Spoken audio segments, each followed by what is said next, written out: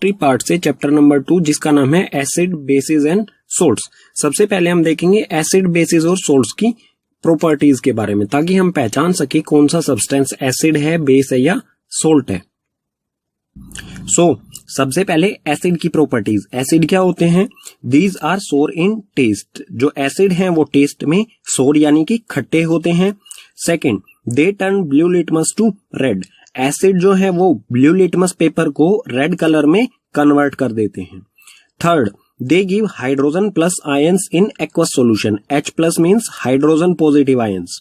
जब एसिड को वाटर यानी कि एक्वस सॉल्यूशन में मिक्स किया जाता है, डाला जाता है, तो वो हमें हाइड्रोजन पॉजिटिव आयंस देते हैं। फोर्थ है एसिड कोरड मेटल्स। जब कोई मेटल एसिड के कांटेक्ट में आता है तो वो क्या कोरड होने लग जाता है, यानी कि गलने लग जाता है, या फिर कहेंगे उसमें जंग लगना शुरू हो जाता है। ठीक है, वीक होने लग जाता है मेटल। ठीक है, एग्जांपल्स लेते हैं एसिड्स के। तो कुछ स्ट्रॉन्ग एसिड्स के एग्जांपल लेते हैं। स्ट्रॉन्ग एसिड जैसे कि हाइड्रोक्लोरिक एसिड और सल्फ्यूरिक एसिड, और भी स्ट्रॉन्ग एसिड्स होते हैं। ठीक है, ये मेन स्ट्रॉन्ग एसिड्स हैं दो, हाइड्रोक्लोरिक एसिड और sulphuric acid.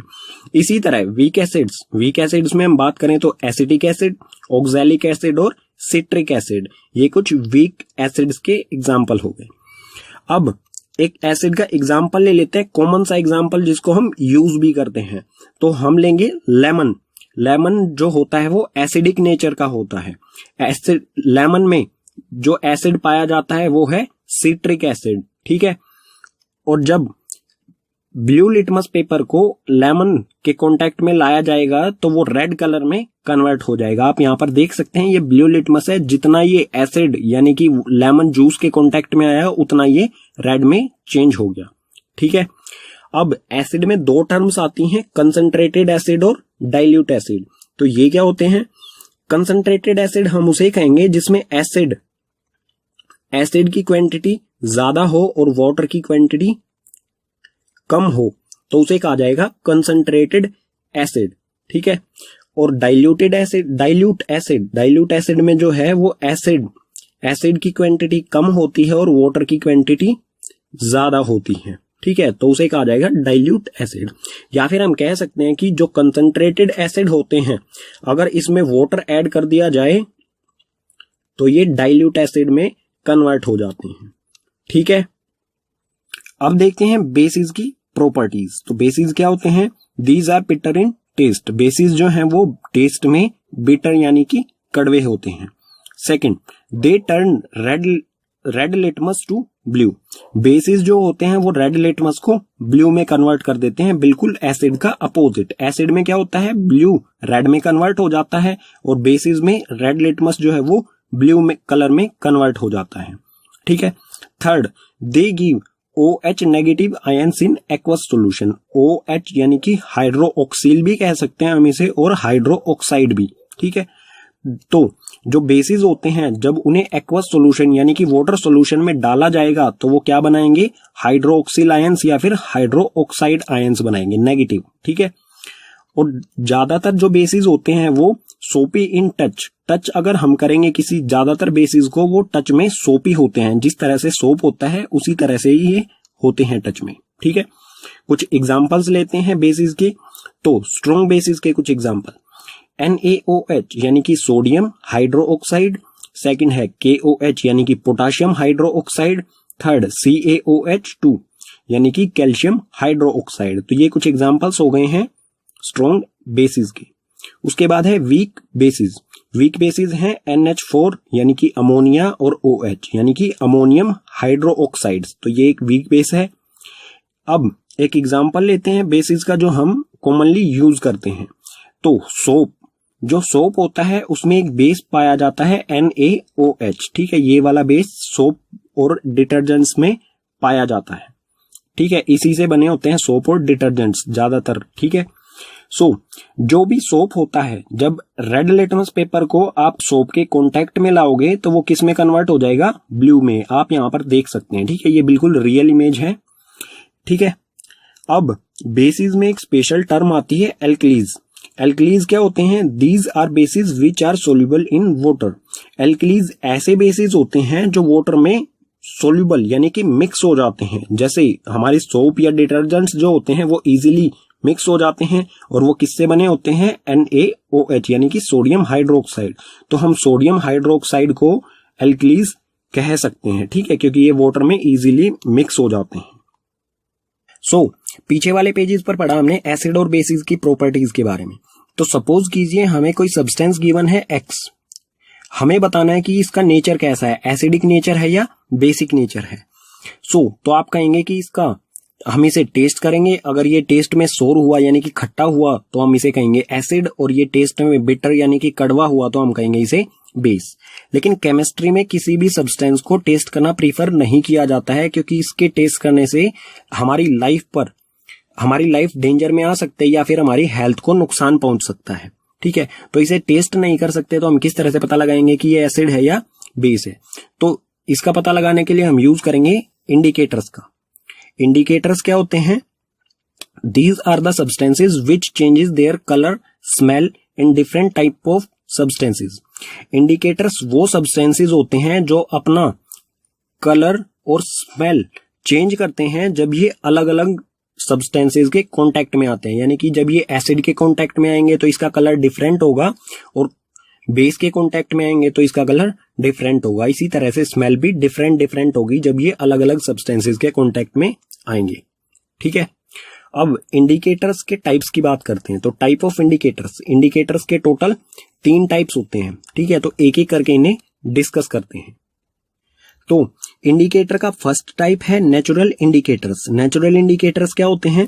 Those indicators found in nature in plants called natural indicators. Natural indicators वो इंडिकेटर्स होते हैं जो हमें नेचर या फिर प्लांट से मिलते हैं, तो उन्हें हम कहेंगे नेचुरल इंडिकेटर्स। इसके एग्जांपल्स ले लेते हैं। एग्जांपल्स में सबसे पहला इसका लिटमस। तो लिटमस पेपर के बारे में हम पीछे भी पढ़ चुके हैं। लिटमस पेपर जो कि प्लांट से मिलता है हमें, ठीक है। और ब्लू लिटमस पेपर जब एसिड के कांटेक्ट में आएगा तो ये रेड कलर में कन्वर्ट हो जाता है, ठीक है। इसी तरह से रेड कलर का लिटमस पेपर जब बेस के कांटेक्ट में आएगा तो ये ब्लू कलर में कन्वर्ट हो जाता है, ठीक है। इसी तरह से सेकंड एग्जांपल है टर्मरिक। टर्मरिक यानी कि हल्दी या फिर टर्मरिक कहें जिसे, ये इसका कलर येलो होता है। तो एसिड के कांटेक्ट में जब ये आती है तो इसका कलर येलो ही रहता है, इसके कलर में कोई चेंज नहीं आता है। लेकिन जब टर्मरिक बेस के कांटेक्ट में आएगी तो इसका कलर रेड हो जाता है। इंडिकेटर्स का सेकंड टाइप है सिंथेटिक इंडिकेटर्स। सिंथेटिक इंडिकेटर्स क्या होते हैं? These are chemical substances. ये केमिकल सब्सटेंसेस होते हैं, यानी कि इन्हें लेबोरेटरी में प्रिपेयर किया जाता है। इसके एग्जांपल के बारे में बात करते हैं। इसका फर्स्ट एग्जांपल है मिथिलीन ऑरेंज। मिथिलीन ऑरेंज जब एसिड के कांटेक्ट में आएगा तो इसका कलर हो जाता है रेड, ठीक है। और जब मिथिलीन ऑरेंज बेस के कांटेक्ट में आएगा तो इसका कलर हो जाता है येलो, ठीक है। इसी तरह से सिंथेटिक इंडिकेटर्स का सेकंड एग्जांपल है फेनोफ्थलीन। फेनोफ्थलीन जब एसिड के कांटेक्ट में आएगा तो इसका कलर जो है वो वाटर की तरह हो जाता है, यानी कि कलरलेस, ये कोई कलर शो नहीं करता है। लेकिन जब फेनोफ्थलीन बेस के कांटेक्ट में आएगा तो ये इस तरह का कलर शो करने लगता है। इसे वॉयलेट कहें या फिर डार्क पिंक कहें, ठीक है। डार्क पिंक या फिर वॉयलेट कलर ये शो करने लगता है। इंडिकेटर्स का थर्ड टाइप है ओल्फैक्टरी इंडिकेटर्स। ओल्फैक्टरी इंडिकेटर्स क्या होते हैं? These substances have different order in acids and bases. ये ऐसे सब्सटेंस होते हैं जिनका ऑर्डर यानी कि स्मेल जो है एसिड और बेसिस के साथ अलग अलग होती है, ठीक है। तो इसके एग्जांपल्स लेते हैं, जैसे वनीला एसेंस। वनीला एसेंस के बारे में आपने सुना होगा, जो कि आइसक्रीम फैक्ट्रीज वगैरह में यूज किया जाता है आइसक्रीम को फ्लेवर देने के लिए। तो वनीला एसेंस जो कि ओल्फैक्टरी इंडिकेटर होता है, जब ये एसिड के कांटेक्ट में आता है तो इसकी स्मेल जो है वो इंक्रीज होने लग जाती है बहुत तेजी के साथ, ठीक है। बहुत तेज स्मेल इसमें से आती है। लेकिन जब वनीला एसेंस बेस के कांटेक्ट में आएगा तो इसमें से कोई भी स्मेल नहीं आती है, ठीक है। इसी तरह से ओल्फैक्टरी इंडिकेटर्स का सेकंड एग्जांपल है क्लोव ऑयल, यानी कि लौंग का तेल। इसे हिंदी में लौंग का तेल कहा जाता है। क्लोव ऑयल जब एसिड के कांटेक्ट में आएगा तो इसकी स्मेल जो है वो इंक्रीज हो जाती है, ठीक है। और जब क्लोव ऑयल बेसिस के कांटेक्ट में आएगा तो इसकी स्मेल जो है वो डिक्रीज यानी कि कम हो जाती है, ठीक है। इंडिकेटर्स यहां पर हो गए हमारे कंप्लीट। नेक्स्ट टॉपिक है हमारा इस चैप्टर में chemical properties of acids and bases. Acids और बेसिस की केमिकल प्रॉपर्टीज। तो सबसे पहले इसमें है reaction of metals with acids and bases. Metal acid के साथ रिएक्शन करके क्या बनाएगा और मेटल बेसिस के साथ रिएक्शन करके प्रोडक्ट में क्या बनाएगा। तो सबसे पहले देखते हैं मेटल और एसिड का रिएक्शन। तो एसिड और मेटल जब रिएक्शन करेगा तो हमें प्रोडक्ट में मिलेगा सोल्ट और हाइड्रोजन गैस। ठीक है, एग्जाम्पल से समझते हैं इसे। एसिड की जगह पर हम लेते हैं HCl। HCl एक स्ट्रॉन्ग एसिड होता है, हाइड्रोक्लोरिक एसिड। मेटल में हमने लिया जिंक। जब जिंक को HCl में डाला जाएगा तो ये हमें प्रोडक्ट क्या देगा, ZnCl और हाइड्रोजन गैस। ठीक है, और यहां पर आप ये भी देख सकते हैं कि Zn यहां पर है, Zn ने HCl में से H को ही रिमूव कर दिया, यानी कि इसे डिस्प्लेस कर दिया और ये H की जगह खुद आके ZnCl बनाता है। तो ये किस तरह का रिएक्शन हुआ, डिस्प्लेसमेंट रिएक्शन। ठीक है, और ये ZnCl जिंक क्लोराइड ये एक सोल्ट होता है। ठीक है, और हाइड्रोजन गैस इसमें से रिलीज होगी। इसी तरह से जब मेटल बेसिस के साथ रिएक्शन करेगा तो बेस और मेटल दोनों रिएक्शन करेंगे तो हमें प्रोडक्ट में देंगे सोल्ट और हाइड्रोजन। ठीक है, इसे भी एग्जांपल से समझते हैं। बेस में हमने लिया सोडियम हाइड्रोक्साइड यानी कि NaOH और मेटल में लिया हमने Zn। जब NaOH में जिंक को डाला जाएगा तो ये बनाएगा प्रोडक्ट में हमें देगा Na2ZnO2 यानी कि सोडियम जिंकेट। ठीक है, लिख देता हूं मैं यहां पर सोडियम जिंकेट और साथ में हाइड्रोजन गैस। और ये जो सोडियम जिंकेट है ये है सोल्ट। ठीक है, और हाइड्रोजन गैस इसके साथ में रिलीज होगी, निकल जाएगी इसमें से। ठीक है, तो दोनों कंडीशन में देख सकते हैं जब मेटल एसिड के साथ रिएक्शन करता है तो सोल्ट और हाइड्रोजन बनती है, और मेटल जब बेसिस के साथ रिएक्शन करता है तो भी सोल्ट और हाइड्रोजन गैस ही प्रोडक्ट में हमें मिलती है। तो जो ये हाइड्रोजन गैस मिल रही है हमें दोनों कंडीशन में, इसको हम किस तरह से टेस्ट कर सकते हैं, चेक कर सकते हैं, ये देखते हैं हम नेक्स्ट पेज पर। पीछे वाले रिएक्शंस में जो हाइड्रोजन गैस रिलीज हो रही थी उसे किस तरह से टेस्ट किया जा सकता है। तो testing of hydrogen gas. Hydrogen gas released can be tested by bringing burning candle near gas bubbles, it burst with pop sound. Hydrogen gas जो रिलीज हो रही थी पीछे वाले रिएक्शन में, उसे चेक करने का तरीका क्या है कि सबसे पहले हम उसके गैस बबल्स बनाएंगे। ठीक है, हाइड्रोजन गैस के बबल्स बनाएंगे, जब उसके पास बर्निंग कैंडल लेके जाएंगे तो वो पॉप साउंड के साथ ब्रस्ट हो जाएंगे, फट जाएंगे पॉप साउंड करते हुए। ठीक है, तो गैस बबल्स किस तरह से बनाएंगे, तो सपोज कीजिए, ठीक है, इस तरह से हमें सेटअप करना है। टेस्ट ट्यूब लेनी है, इसमें हमें HCl और जिंक ग्रेन्यूल्स लेने हैं। ये दोनों रिएक्शन करके इनमें से हाइड्रोजन गैस रिलीज होगी और हाइड्रोजन गैस इस पाइप की सहायता से इस पाइप में से जाएगी और इस सोपी वाटर, ये वाटर कैसा होना चाहिए, सोपी, इस सोपी वाटर में जाएगी। अंदर जो है गैस रिलीज होगी और बाहर जो निकलेगी वो बबल्स में पैक होकर निकलेगी। जैसे ही इस बबल्स के पास हम कैंडल लेके आएंगे तो ये पॉप साउंड के साथ ब्रस्ट हो जाएगी। ठीक है, तो हम कहेंगे कि ये गैस कौन सी थी जो रैपिडली बर्न हो रही है, ये है हाइड्रोजन गैस।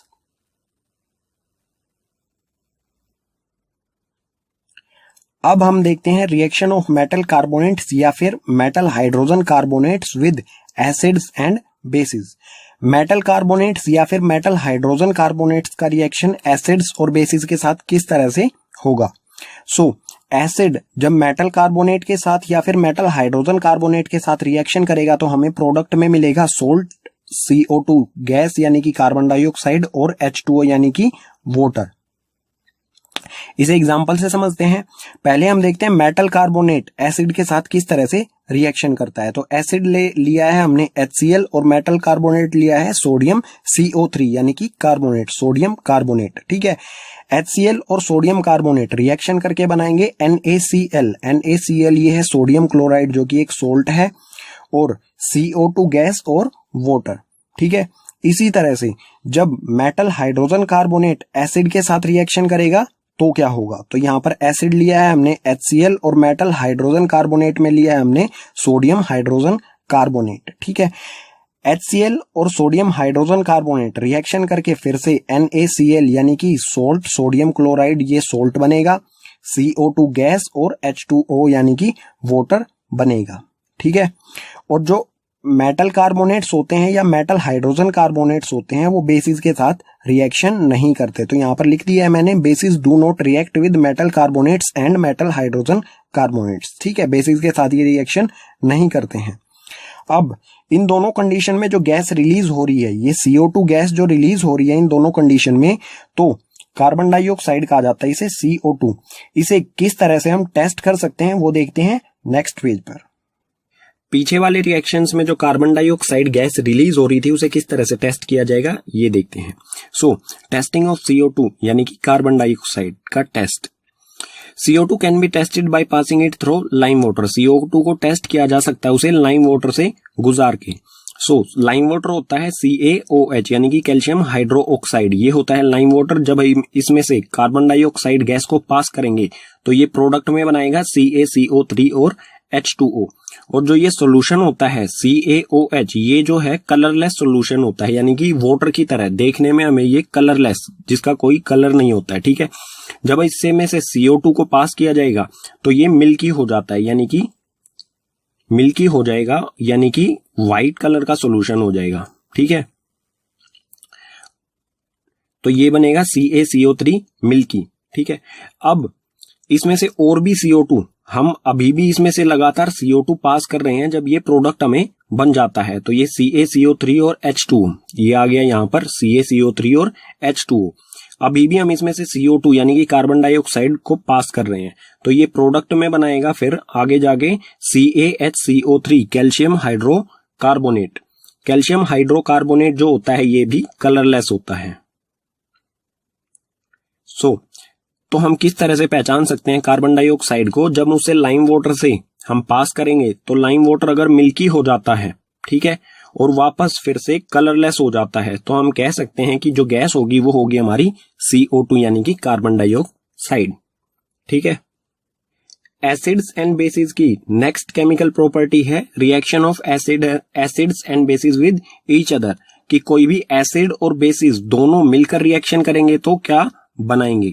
ठीक है, तो कोई भी एसिड और बेस ये दोनों रिएक्शन करके हमेशा हर कंडीशन में क्या बनाएंगे, सोल्ट और H2O यानी कि वाटर बनाएंगे। ठीक है, एग्जांपल ले लेते हैं इसका। एसिड हमने लिया है HCl और बेस में लिया है हमने NaOH, हाइड्रोक्लोरिक एसिड और सोडियम हाइड्रोक्साइड। ये दोनों रिएक्शन करेंगे तो बनेगा NaCl यानी कि सोडियम क्लोराइड और प्लस में H2O यानी कि वाटर। जो ये NaCl होता है ये होता है सोल्ट और वाटर एज इट इज बनेगा ही सभी कंडीशन में।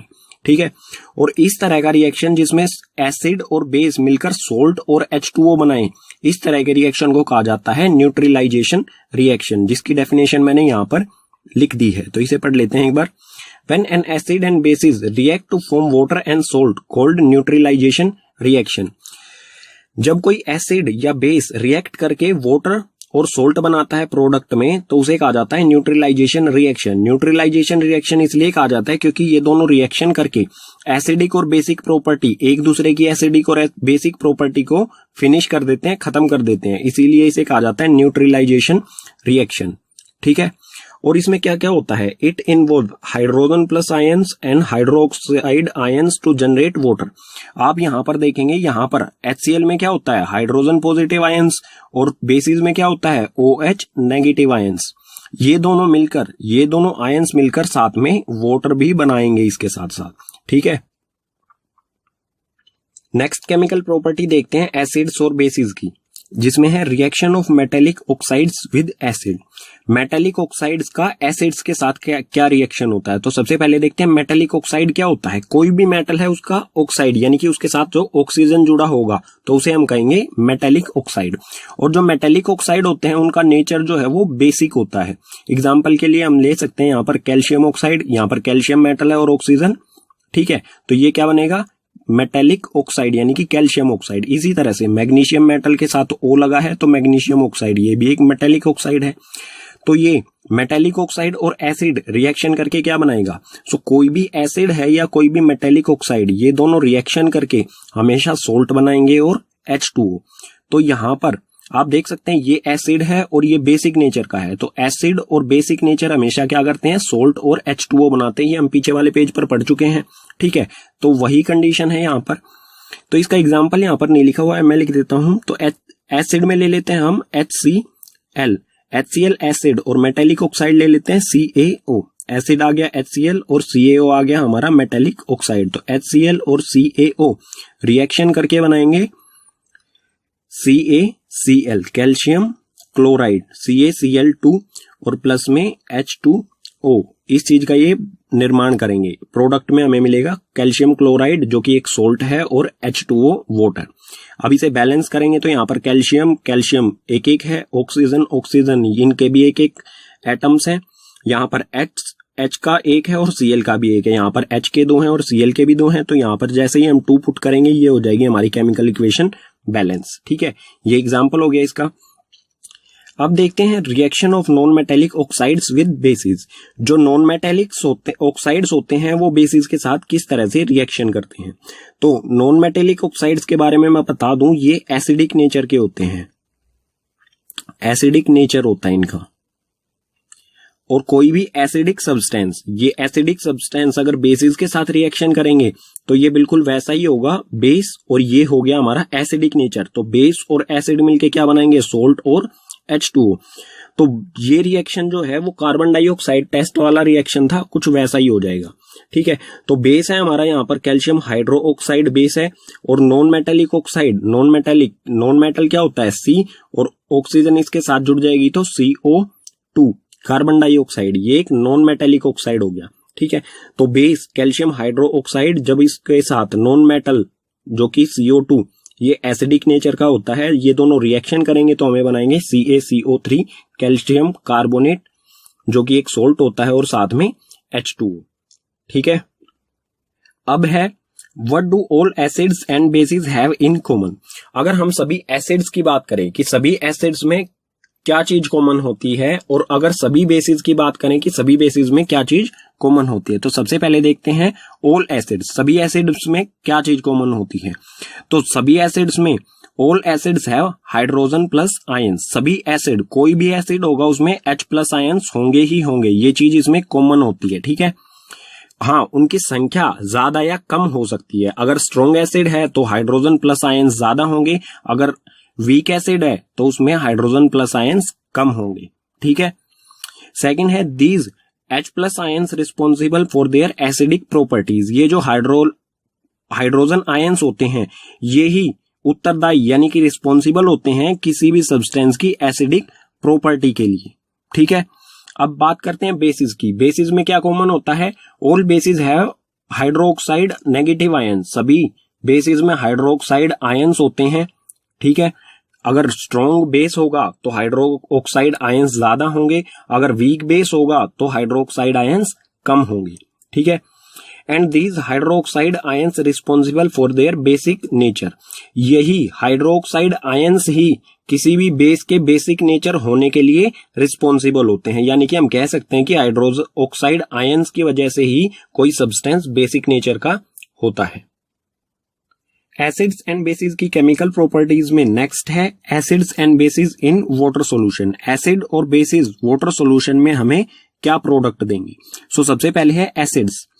एसिड्स में होते हैं हाइड्रोजन पॉजिटिव आयंस। जब हाइड्रोजन पॉजिटिव आयंस वाटर में जाते हैं तो वो हमें प्रोडक्ट में देंगे H3O पॉजिटिव, और जो ये H3O पॉजिटिव होता है इसे कहा जाता है हाइड्रोनियम आयंस। ठीक है, इसे इस तरह से समझ लेते हैं, H पॉजिटिव आयंस की जगह हम ले लेते हैं HCl, क्योंकि HCl में ही H पॉजिटिव आयंस होते हैं। सो HCl और H2O दोनों रिएक्शन करेंगे और बनाएंगे H3O पॉजिटिव यानी कि हाइड्रोनियम आयंस, और साथ में क्लोरीन जिस पर नेगेटिव चार्ज होता है। ठीक है, क्लोरीन का आयन। ठीक है, सो इसमें एक पॉइंट दिया गया है हमें कि hydrogen positive ions can not exist alone. जो हाइड्रोजन पॉजिटिव आयंस होते हैं ये अलोन अकेले एग्जिस्ट नहीं करते हैं, यानी कि इस फॉर्म में ये नहीं रहते हैं। They exist as H3O positive. जो हाइड्रोजन पॉजिटिव आयंस है ये इस फॉर्म में नहीं रहते हैं, ये किस फॉर्म में रहते हैं, H3O पॉजिटिव फॉर्म में, यानी कि हाइड्रोनियम आयंस की फॉर्म में रहते हैं ये। ठीक है, अब देख लेते हैं बेसिस। बेसिस को वाटर सॉल्यूशन में पुट किया जाएगा तो हमें प्रोडक्ट में क्या मिलेगा। So basis when dissolve in water give OH negative ions. जब बेसिस को वाटर सॉल्यूशन में ऐड किया जाएगा तो हमें देंगे हाइड्रो ऑक्साइड आयंस। इसे यहां पर देख लेते हैं एग्जाम्पल की सहायता से। तो यहाँ पर है NaOH यानी कि सोडियम हाइड्रो ऑक्साइड, जो एक बेस होता है। जब इसमें वाटर ऐड किया जाएगा तो ये सोडियम पॉजिटिव और OH नेगेटिव अलग अलग हो जाएंगे, डिकम्पोज हो जाएंगे ये यहाँ पर, ठीक है। सिंगल प्रोडक्ट दो अलग अलग प्रोडक्ट्स में डिवाइड हो जाएगा। नेक्स्ट टॉपिक है हमारा इस चैप्टर में यूनिवर्सल इंडिकेटर। यूनिवर्सल इंडिकेटर क्या होता है? It is mixture of several indicators. ये कई सारे इंडिकेटर्स का मिक्सचर होता है। इंडिकेटर्स के बारे में आप चैप्टर के शुरू में पढ़ चुके हैं, जैसे कि इंडिकेटर्स जैसे कि लिटमस पेपर, टर्मरिक या फिर फेनोथिलीन, कुछ इसी तरह के इंडिकेटर्स का ये मिक्सचर होता है। It show different colours at different concentration of hydrogen positive ions in solution. किसी सॉल्यूशन में हाइड्रोजन पॉजिटिव आयंस का कंसंट्रेशन कितना है, उसी के अकॉर्डिंग ये अलग अलग कलर शो करता है, ठीक है। और यूनिवर्सल इंडिकेटर जिसे कहा जाता है pH, इसमें P का मतलब होता है पावर और H का मतलब हाइड्रो पॉजिटिव, यानी कि हाइड्रोजन पॉजिटिव आयंस की पावर कितनी है उसके अकॉर्डिंग ही ये कलर शो करता है। ये दिखने में इस तरह का होता है, ठीक है, और इस तरह का। और इसमें रीडिंग होती है 0 से लेके 14 तक, ठीक है। इसमें जो 7 पर है यहां पर न्यूट्रल होता है। अगर हम लेफ्ट हैंड साइड जाएंगे तो यहां इस तरफ में एसिडिक प्रॉपर्टी इंक्रीज होती है। अगर हम 7 से राइट हैंड साइड जाएंगे तो बेसिक प्रॉपर्टी इंक्रीज होती है। अब आप कहेंगे कि जो बेसिस होते हैं उसमें हाइड्रोजन पॉजिटिव आयंस तो होते ही नहीं है, और जो pH है वो हाइड्रोजन पॉजिटिव आयंस की कंसंट्रेशन के अकॉर्डिंग ही कलर शो करता है। तो बेसिस की प्रॉपर्टी, बेसिस का जो कलर है वो हमें कैसे मिलता है? तो आपको पता होना चाहिए कि जो एसिड्स होते हैं या जो बेसिस होते हैं दोनों में हाइड्रोजन पॉजिटिव आयंस भी होते हैं और हाइड्रोक्साइड आयंस भी होते हैं। इसको समझने के लिए देखते हैं हम ये वाला फिगर। इसमें आप देखेंगे कि ये 0 से लेके 14 यानी कि ये भी एक pH पेपर ही है।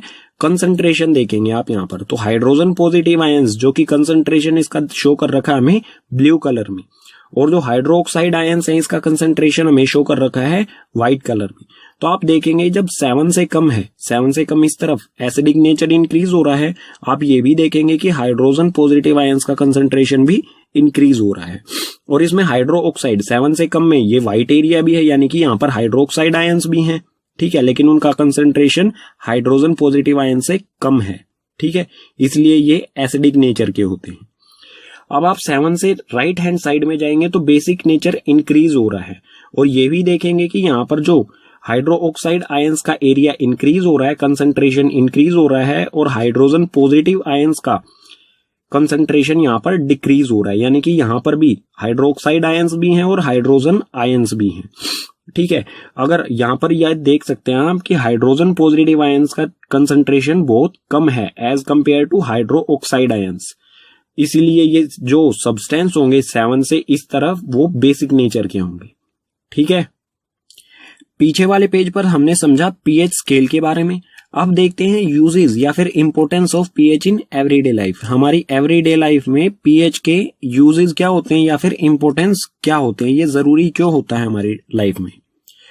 तो इससे पहले आपको एक चीज और बता दूं कि जो पीएच है उसको हम डिजिटली भी कैलकुलेट कर सकते हैं। कुछ इस तरह के गैजेट्स आते हैं जो ज्यादातर आरओ टेक्नीशियंस के पास अवेलेबल होते हैं, इससे हम डिजिटली भी पीएच कैलकुलेट कर सकते हैं, ठीक है। उसमें रीडिंग आएंगी 0 से 14, जैसा इसमें आप देख सकते हैं 4.40 पीएच रीडिंग आई हुई है, इस तरह से ये शो करता है, ठीक है।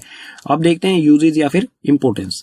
फर्स्ट है इसमें our body works between pH 7 to 7.8। हमारी जो बॉडी है वो 7 से लेके 7.8 तक के पीएच के बीच में काम करती है। अगर हमारा पीएच लेवल 7 से कम या फिर 7.8 से ज्यादा हो जाए तो हम हेल्दी फील नहीं करेंगे। नेक्स्ट है इसमें pH of rain less than 5.6 called acid rain. अगर कोई रेन हो रही है तो उस रेन वाटर का पीएच लेवल 5.6 से अगर कम हो गया तो उसे एसिड रेन डिक्लेयर कर दिया जाता है, ठीक है, यानी कि वो हमारे लिए नुकसानदेह हो सकती है, ठीक है। थर्ड है आवर स्टमक प्रोड्यूस HCl। हमारी जो स्टमक होती है, पेट में हमारे HCl प्रोड्यूस होता रहता है। जो भी हम भोजन खाते हैं, फूड लेते हैं, उसमें से HCl लगातार रिलीज होता रहता है, यानी कि हमारे जो स्टमक है उसका पीएच लेवल जो है वो 1 या फिर 1.2 के बीच में कहीं होता है, ठीक है। नेक्स्ट है tooth decay start when pH of mouth less than 5.5। अगर हमारे माउथ का पीएच लेवल 5.5 से कम हो जाएगा तो टूथ डीके यानी कि हमारे दांतों का धीरे धीरे गलना शुरू हो जाएगा, और इससे बचने के लिए हमें 2 टाइम सुबह और शाम ब्रश करनी पड़ेगी। ठीक है। नेक्स्ट है plant need specific pH for their healthy growth. Plants को अलग अलग तरह के पीएच की आवश्यकता होती है उनकी हेल्थी ग्रोथ के लिए। ठीक है। Next self defence by animals, और एसिडिक नेचर या बेसिक नेचर, इससे जो एनिमल्स है वो अपना सेल्फ डिफेंस भी करते हैं। आपने देखा होगा हनी बी यानी कि मधुमक्खी किसी को काट लेती है तो वहां पर सूजन आ जाती है।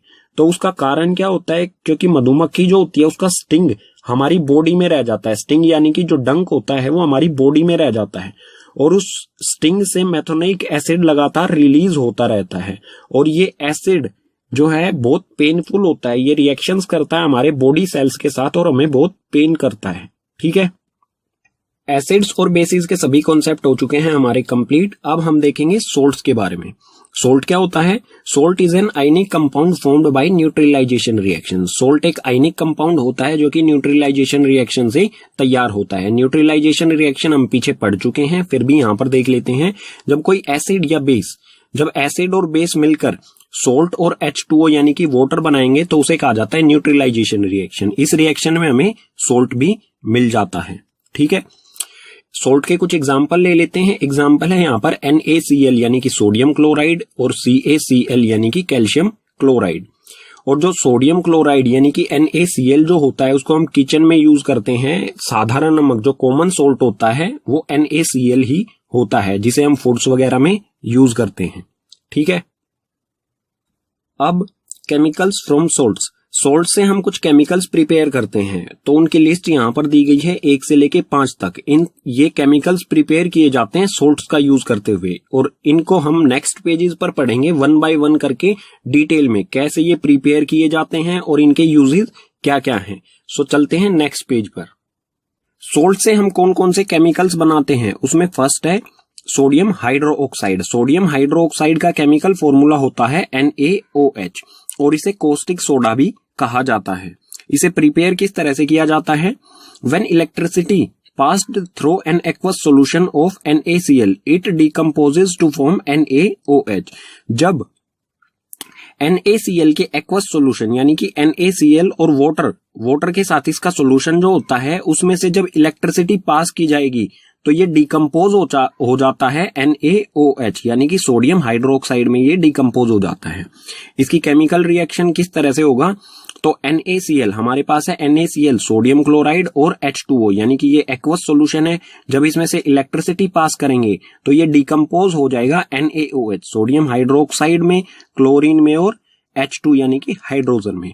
और आपको ये भी पता होना चाहिए कि जो क्लोरीन गैस है वो एनोड पर रिलीज होगी। ठीक है। क्लोरीन गैस जो है A4 एनोड पर रिलीज होगी। हाइड्रोजन जो गैस है वो कैथोड यानी कि C4 कैथोड पर रिलीज होगी। और जो ये NaOH सोडियम हाइड्रोक्साइड है, ये जो सॉल्यूशन है ये प्रिपेयर होगा कैथोड के पास। ठीक है। जहां से हाइड्रोजन गैस रिलीज होगी उसी के पास ये सॉल्यूशन तैयार होगा। ठीक है। देखते हैं इसके यूजेस। सोडियम हाइड्रोक्साइड यानी कि NaOH के यूजेस। सो फर्स्ट है इसमें it use to make soaps and detergent. Sodium hydroxide जो है इसका यूज किया जाता है सोप्स में और डिटर्जेंट यानी कि साबुन और डिटर्जेंट्स बनाने में इसका यूज किया जाता है। सेकंड है it used in paper manufacture. Paper manufacture में भी इसका यूज किया जाता है। थर्ड है it used in oil refining. Oil की रिफाइनिंग, जो हमारा क्रूड ऑयल होता है उसको रिफाइन करने में, पेट्रोल अलग, डीजल अलग और अलग अलग तरह की जो भी चीजें होती हैं क्रूड ऑयल में, उनको रिफाइन करने में इसका यूज किया जाता है। फोर्थ है it used in PVC manufacture. जो PVC पाइप्स या PVC प्लास्टिक होता है उनकी मैन्युफैक्चरिंग में भी इसका यूज किया जाता है। फिफ्थ है इसमें ऑल्सो यूज्ड एज पेस्टिसाइड्स। जो कीटाणु होते हैं किसी भी पौधों में या और कहीं पर, उनको खत्म करने के लिए भी इसका यूज किया जाता है। ठीक है। सोल्ट से हम जो केमिकल बनाते हैं उसमें सेकंड है ब्लीचिंग पाउडर। ब्लीचिंग पाउडर का केमिकल फॉर्मूला होता है CaOCl2। ये कैसे प्रिपेयर किया जाता है? It is produced by the action of chlorine on dry slaked lime. जब स्लेक्ड लाइम होता है CaOH यानी कि कैल्शियम हाइड्रोक्साइड को हम कहते हैं स्लेक्ड लाइम। स्लेक्ड लाइम में जब क्लोरीन गैस गुजारी जाती है, उसे पास की जाती है, तो हमें मिलता है CaOCl। ये होता है ब्लीचिंग पाउडर और उसके साथ साथ मिलता है हमें H2O यानी कि वाटर। ठीक है, तो ये यहां पर प्रिपेयर होता है स्लेक्ड लाइम और Cl गैस के द्वारा। ठीक है, इसके यूजेस के बारे में देखते हैं। इसका फर्स्ट यूज है bleaching cotton and लाइनन in industries. जो कपड़े की इंडस्ट्रीज होती हैं, कॉटन और लाइनन को ब्लीचिंग करने के लिए यूज किया जाता है। सेकंड है ब्लीचिंग वुड पल्प इन पेपर फैक्ट्रीज। जो वुड पल्प यानी कि जो लकड़ी होती है जिससे पेपर बनाया जाता है, उसके पल्प को ब्लीच यानी कि साफ करने के लिए इसका यूज किया जाता है। फोर्थ है oxidising agent in chemical industries. Chemical industries जो होती हैं उसमें ऑक्सीडाइजिंग एजेंट्स के तौर पर भी इसका यूज किया जाता है। फोर्थ है डिसइंफेक्टिंग ड्रिंकिंग वाटर। जो ड्रिंकिंग वाटर होता है उसमें कोई इन्फेक्शन ना हो, इस इन्फेक्शन को खत्म करने के लिए भी ब्लीचिंग पाउडर का यूज किया जाता है। ठीक है, सोल्ट से जो हम केमिकल बनाते हैं उसमें थर्ड है बेकिंग सोडा। बेकिंग सोडा का केमिकल फॉर्मूला होता है NaHCO3 यानी कि सोडियम हाइड्रोजन कार्बोनेट। इसे किस तरह से प्रिपेयर किया जाता है? NaCl यानी कि सोडियम क्लोराइड के साथ वाटर, कार्बन डाइऑक्साइड और अमोनिया NH4 होता है अमोनिया। इन सब का रिएक्शन जब कराया जाता है इकट्ठा तो हमें प्रोडक्ट में मिलता है अमोनियम क्लोराइड और NaHCO3 यानी कि बेकिंग सोडा। ठीक है, और इसकी प्रॉपर्टीज के बारे में भी हमें पढ़ना पड़ेगा। इसमें प्रॉपर्टीज हैं, it is mild non corrosive base. ये माइल्ड यानी कि सॉफ्ट होता है बहुत ज्यादा, और नॉन कोरोसिव बेस यानी कि ये बहुत लंबे समय तक चलता है, कभी खराब नहीं होता है। सेकंड है इसमें when it is heated during cooking. जब कुकिंग के दौरान इसे हीट किया जाता है, इसका यूज आप समझ सकते हैं कुकिंग में होता है, तो जब इसे कुकिंग के दौरान हीट किया जाता है, यहां पर है NaCO3 यानी कि बेकिंग सोडा।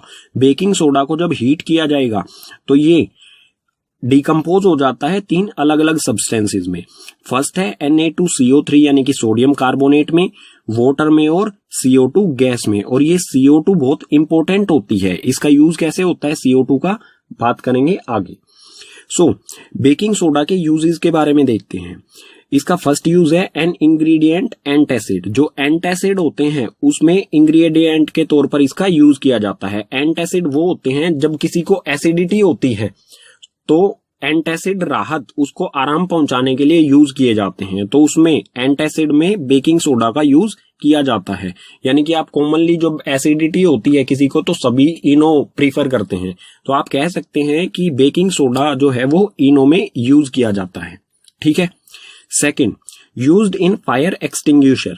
जो फायर एक्सटिंग्विशर होते हैं, आग बुझाने वाले यंत्र, उनमें भी इसका बेकिंग सोडा का यूज किया जाता है, क्योंकि इसमें कार्बन डाइऑक्साइड गैस होती है। ठीक है, और ये बहुत अच्छी गैस होती है आग बुझाने के लिए। ठीक है, CO2 आग आसानी से बुझा देती है। ठीक है, थर्ड है फॉर मेकिंग बेकिंग पाउडर। इसका यूज बेकिंग सोडा का यूज किया जाता है बेकिंग पाउडर बनाने के लिए। ठीक है, और बेकिंग पाउडर कैसे बनता है? बेकिंग सोडा और टार्टरिक एसिड। बेकिंग सोडा और टार्टरिक एसिड दोनों मिलकर जो है वो बेकिंग पाउडर बनाते हैं। और बेकिंग पाउडर का यूज पढ़ते हैं। बेकिंग पाउडर का यूज जो है used in breads and cakes to make it softy and spongy. Breads और केक्स में बेकिंग पाउडर का यूज किया जाता है उनको सॉफ्ट और स्पंजी बनाने के लिए। ठीक है, और स्पंजी ये किस वजह से बनता है? Because of carbon dioxide gas. इस कार्बन डाइऑक्साइड गैस के कारण ही ये स्पंगी बनता है। ठीक है, सोल्ट से जो केमिकल बनाए जाते हैं उसमें फोर्थ है वॉशिंग सोडा। वॉशिंग सोडा का केमिकल फॉर्मूला होता है Na2CO3 10H2O।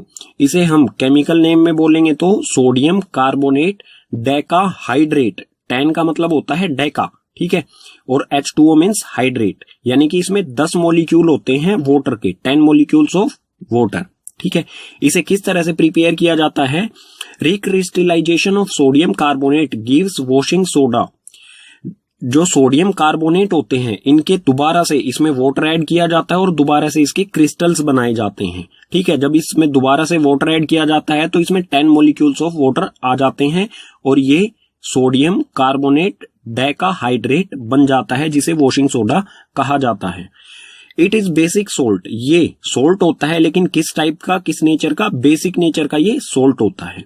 सो इसे रिएक्शन के तरह से समझते हैं, किस तरह से प्रिपेयर किया जाता है। तो ये है सोडियम कार्बोनेट। जब इसमें 10 मोलिक्यूल ऑफ वाटर, H2O यानी कि वाटर, इसमें 10 मोलिक्यूल ऑफ वाटर ऐड किया जाता है तो ये बनता है Na2CO3 10H2O।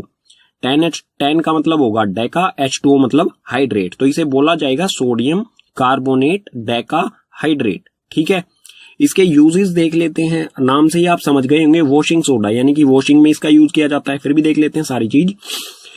It uses in glass, soap and paper industries. Glass industries में ग्लासेस की सफाई के लिए, सोप इंडस्ट्रीज में डिटर्जेंट्स वगैरह बनाने के लिए, और पेपर इंडस्ट्रीज में पेपर की सफाई के लिए इसका यूज किया जाता है। सेकंड है मैन्युफैक्चर ऑफ बोरेक्स। इसके बारे में डिटेल में नहीं बताऊंगा, लेकिन इसका यूज किस चीज के लिए भी किया जाता है। बोरेक्स एक सब्सटेंस होता है, तत्व होता है, जिसको मैन्युफैक्चर करने के लिए इसका यूज किया जाता है। फोर्थ में है क्लीनिंग एजेंट इन हाउसेज। हम घर में जो साफ सफाई करते हैं उसमें कपड़े धोना हुआ या बर्तन साफ करना हुआ, उन सभी में वॉशिंग सोडा का यूज किया जाता है। फोर्थ है इसमें removing hardness of water. Water की हार्डनेस को रिमूव करने के लिए भी इसका यूज किया जाता है। ठीक है, सोल्ट से जो हम केमिकल्स बनाते हैं उसमें फिफ्थ है प्लास्टर ऑफ पेरिस। इसे पीओपी भी कहा जाता है। इसका केमिकल फॉर्मूला होता है CaSO4 half H2O। इसका केमिकल नेम जो बोलेंगे वो होगा कैल्शियम सल्फेट हेमीहाइड्रेट। हेमी का मीन्स होता है हाफ और H2O हाइड्रेट, तो कैल्शियम सल्फेट हेमीहाइड्रेट। ठीक है, इसे किस तरह से प्रिपेयर किया जाता है। When heating gypsum. जिप्सम के बारे में बता देता हूं। जिप्सम एक हार्ड सब्सटेंस होता है जो कि सीमेंट वगैरह में यूज किया जाता है। ये बहुत जल्दी सूख जाता है और एक टफ हो जाता है, जैसे सीमेंट हो जाती है, तो सीमेंट में जिप्सम का यूज किया जाता है। ठीक है, इसका केमिकल फॉर्मूला जो होता है वो होता है CaSO4 2H2O, जिसे मैंने बॉक्स में यहां पर बंद कर दिया गया है। ठीक है, so when heating gypsum, gypsum को जब हीट किया जाता है at 100 degree Celsius, 100 degree Celsius कहें या फिर 273 केल्विन पर, it loses water molecule and become POP। ये वाटर मॉलिक्यूल, जिप्सम जो है वो वाटर मॉलिक्यूल त्याग देता है और बनता है POP यानी कि प्लास्टर ऑफ पेरिस। इसमें वाटर मॉलिक्यूल जो होता है वो लूज कर देता है। तो आप यहां पर देखेंगे CaSO4, यहां पर भी CaSO4 है, यहां पर भी CaSO4। अंतर क्या है इसमें, यहां पर है हाफ और यहां पर है 2। तो इस 2 मॉलिक्यूल्स में से 1.5 यानी कि डेड वाटर का मॉलिक्यूल जब ये लूज कर देगा तो ये बन जाएगा प्लास्टर ऑफ पेरिस। ठीक है, इसमें आगे है it is a white powder on mixing with water it changes in gypsum. ये POP जो है ये एक व्हाइट पाउडर होता है, जब इसे वाटर के साथ मिक्स किया जाता है तो ये फिर से जिप्सम बन जाता है। इसे केमिकली कैसे रिएक्शन के तौर पर कैसे लिखेंगे, तो ये है CaSO4 half H2O यानी कि ये है हमारा POP प्लस में 1.5 H2O। यहां पर है half H2O, half molecule of water, यहां पर है 1.5 मोलिक्यूल ऑफ वाटर, यानी कि ये दोनों मिलकर half molecule of water and 1.5 molecule of water दोनों मिलकर क्या बनाएंगे, 2 मोलिक्यूल ऑफ H2O। 2 मोलिक्यूल ये वाटर के बनाएंगे और CaSO4 एज इट इज रहेगा। ये बन गया हमारा यहां पर जिप्सम। ठीक है, इसके यूजेस देख लेते हैं प्लास्टर ऑफ पेरिस की। सो इसमें फर्स्ट है doctor using to support fractured bones. Doctor जो है फ्रैक्चर्ड बोन्स यानी टूटी हुई हड्डियों को सपोर्ट प्रोवाइड करने के लिए POP का यूज करते हैं। ठीक है, सेकंड है for making toys decoration materials. Toys, कई ऐसे टॉयज होते हैं जो कि व्हाइट पाउडर ऐसे POP से बने होते हैं, जो व्हाइट कलर के होते हैं, उस पर पेंट किया जाता है। ठीक है, थर्ड है for making surface smooth. Surface, कोई सरफेस है घर में, कोई दीवार वगैरह को स्मूथ करने के लिए, वॉल्स को स्मूथ करने